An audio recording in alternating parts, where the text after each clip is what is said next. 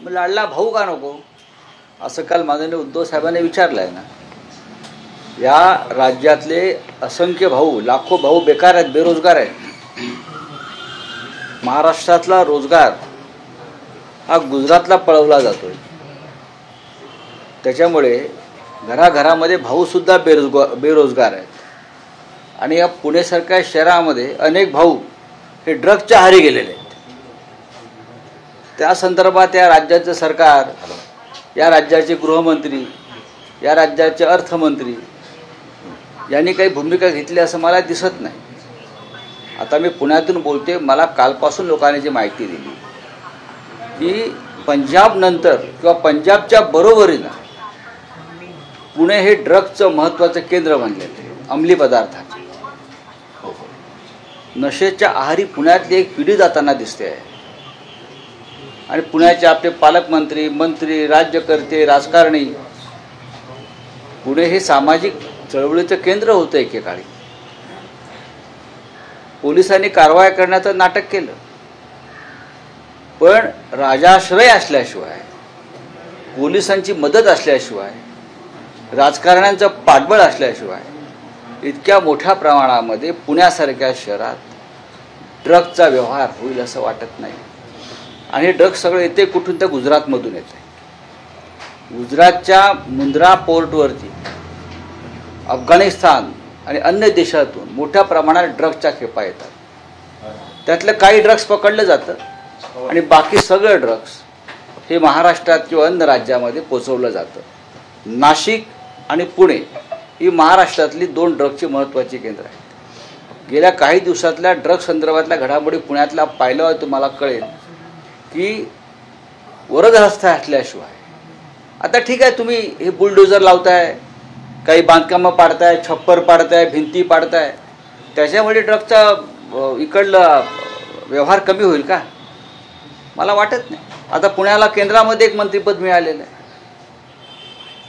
इकडे मंत्रिपद आहेत, पण पुण्याचे प्रश्नच वेगळे आहेत. पुण्याचे प्रश्न जसे विकासाचे आहेत तसे आता सामाजिक पण निर्माण झाले. घराघरामध्ये हे लाडले भाऊ, लाडले बहीण या योजना ठीक आहेत, पण घराघरामधली ही तरुण मुलं हे लाडले भाऊ या पुण्यात ड्रग्सच्या आहारी गेलेत, नाशिकमध्ये ड्रग्सच्या आहारी गेलेत. या राज्यामध्ये हे ड्रग्स येते कुठून याचा कोणी शोध लावतो का? काय या ड्रग्सच्या पैशातून निवडणुका लढवल्या गेल्या या महाराष्ट्रामध्ये, मतं विकत घेतली गेली? याच्यावरती खरं म्हणजे पत्रकारांनी सुद्धा संशोधन करणं गरजेचं आहे.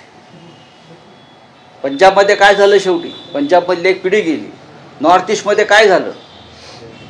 या जगातल्या अनेक भागामध्ये ड्रग्समुळे पिढ्याच्या पिढ्या बर्बाद झालेल्या आहेत.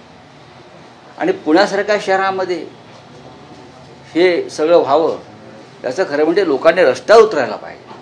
आम्ही नाशिकला प्रचंड मोर्चा काढला होता, प्रचंड, लाखो लोक रस्त्यावर उतरले, पालक उतरले, पण अजूनही पुणे थंड दिसत आहे. कशामुळे? सर, आपण म्हणालो होतात की महाआघाडीला चेहरा दिला पाहिजे मुख्यमंत्री पदाचा, पण आज शरद पवार म्हणतात महाआघाडी हाच आमचा चेहरा आहे ना. बरोबर आहे त्यांचं म्हणणं. शरद पवार साहेब आहेत ते.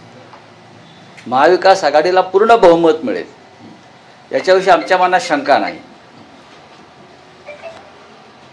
केंद्रामध्ये राहुल गांधी हा चेहरा झाला असता की राहुल गांधी पंतप्रधान पदाचे उमेदवार आहेत हे जर ठरवलं असतं तर किमान 25 ते 30 जागा सहज वाढल्या असत्या देशभरामध्ये. अशी माझी भूमिका, आमची भूमिका आहे. कोणतंही सरकार किंवा कोणतेही संस्था हे बिनचेहऱ्याचे असू नये. आपण कोणासाठी मतदान करतो आहे हे लोकांना कळायला हवं. लोकांनी इंदिरा गांधीला मतदान केलं, लोकांनी मोदीला मतदान केलं, लोकांनी राजीव गांधींना मतदान केलं. ठीक आहे, पक्ष असतो, संघटना असतात, आघाड्या असतात, पण आम्ही जेव्हा एकत्र बसू या विषयावर तेव्हा चर्चा करून त्या संदर्भातला निर्णय समोर आपल्या आणू. महाराष्ट्रातील सर्व बातम्यांचे विश्वासार्ह व्यासपीठ, सकाळच्या सर्व सोशल मीडिया प्लॅटफॉर्मला लाईक, फॉलो आणि सबस्क्राईब करा. तसंच सर्व नोटिफिकेशनसाठी बेल आयकॉन प्रेस करायला विसरू नका.